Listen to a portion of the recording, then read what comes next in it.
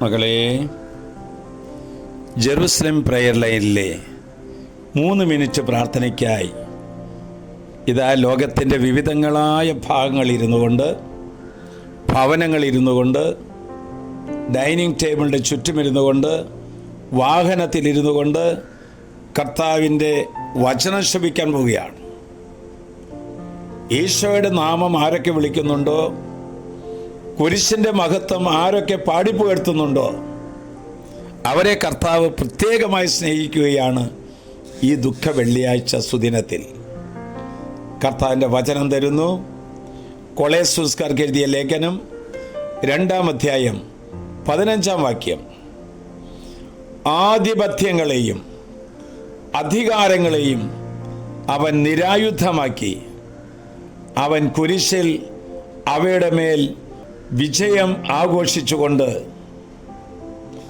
അവയെ പരസ്യമായി അവഹേളന പാത്രമാക്കി. ഇതാണ് ദുഃഖവെള്ളിയാഴ്ച. പരസ്യമായി പിശാചിനെ തോൽപ്പിക്കുന്നു. പാപത്തെ, ശാപത്തെ, പിശാചിൻ്റെ എല്ലാ സ്വാധീനങ്ങളെയും യേശുവിൻ്റെ കുരിശ് മരണത്തോടെ തകർത്തുകളയാണ് ചെയ്യുന്നത്.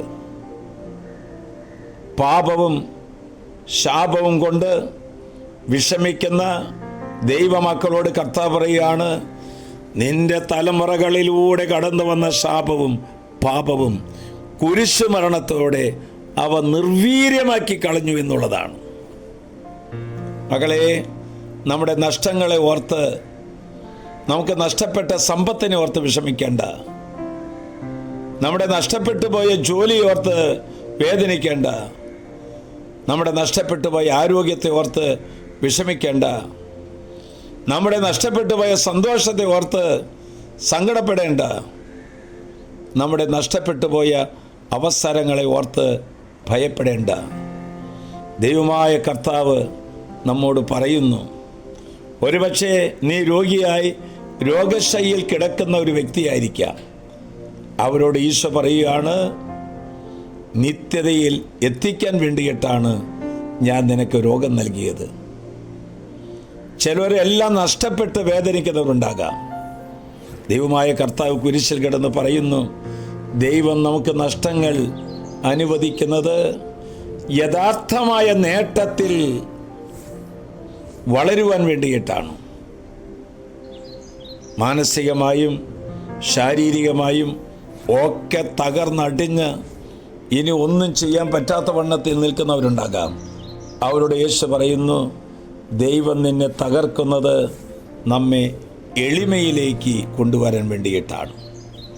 പ്രിയപ്പെട്ടവരെ, ഇന്ന് ഈ പുണ്യമായ ദിനത്തിൽ, കൃപ മഴ പോലെ പെയ്തിറങ്ങുന്ന ഈ പുണ്യമായ ദിനത്തിൽ എല്ലാവിധ കൃപകൾ കൊണ്ട് നിറയട്ടെ. സ്നേഹത്തിൻ്റെ ഒരു പടയാളിയായി, കുരിശിൻ്റെ ഒരു വലിയ സാക്ഷിയായി മാറട്ടെ. ആശ്വാസപ്രദമായ രാത്രി, പ്രതീക്ഷാനിർഭരമായ പ്രഭാതം, സൽപ്രവർത്തികൾ നിറഞ്ഞ ദിവസം നൽകി അവിടുന്ന് നമ്മെ അനുഗ്രഹിക്കട്ടെ. കുരിശിൽ വിരിച്ചു പിടിച്ച കൈകളിലേക്ക് ഇന്നത്തെ ശുശ്രൂഷ സംബന്ധിച്ച ഓരോരുത്തരും സമർപ്പിച്ചുകൊണ്ട് എല്ലാവിധ ദുഃഖ ദുരിതങ്ങളിൽ നിന്നും അവിടുന്ന് കാത്തുരക്ഷിക്കട്ടെ.